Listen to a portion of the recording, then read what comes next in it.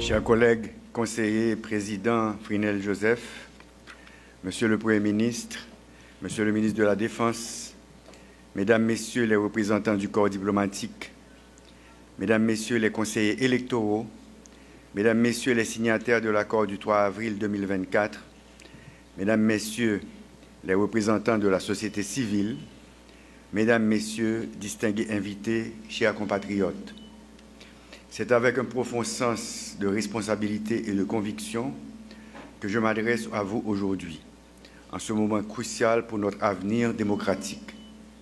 Nous sommes réunis ici dans le cadre d'une journée d'échange dédiée à un chantier majeur de la transition, le processus référendaire et électoral qui s'annonce. Tout d'abord, permettez-moi de saluer la présence de chacun d'entre vous, acteurs politiques, représentants de la société civile, experts en gouvernance, en droit électoral, ainsi que nos partenaires internationaux. Votre engagement et votre participation à ce forum sont non seulement le signe d'un intérêt partagé pour l'avenir de notre pays, mais aussi un gage de l'importance que nous accordons tous à la réussite de ce moment historique pour notre nation. La période que nous traversons aujourd'hui est marquée par des défis complexes et de multiples attentes, tant à l'intérieur qu'à l'extérieur de notre pays.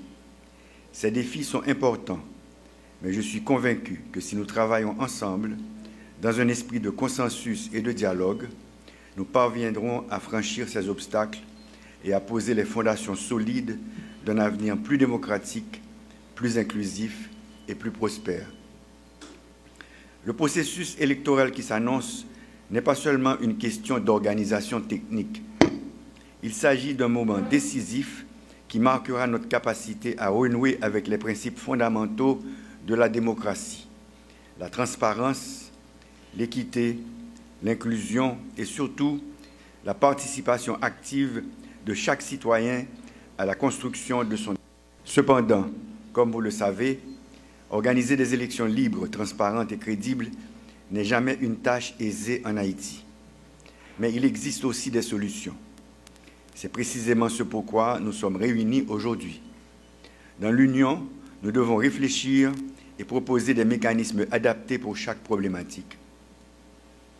Mesdames et Messieurs, aujourd'hui, en ouvrant cette journée de réflexion et de travail, je tiens à souligner que le succès du processus électoral dépend de nous tous. Nous devons sensibiliser nos concitoyens et inviter chacun d'eux à intégrer pleinement ce processus de reconstruction et de redressement de notre démocratie. Nous avons le devoir de faire en sorte que les prochaines élections soient les plus transparentes, les plus inclusives et les plus crédibles de notre histoire. C'est là notre engagement, c'est là notre responsabilité collective. Et c'est dans cet esprit que je vous invite à débattre et à proposer des solutions concrètes pour que nos jeunes retrouvent un socle leur permettant de reprendre notre marche de peuple indépendant.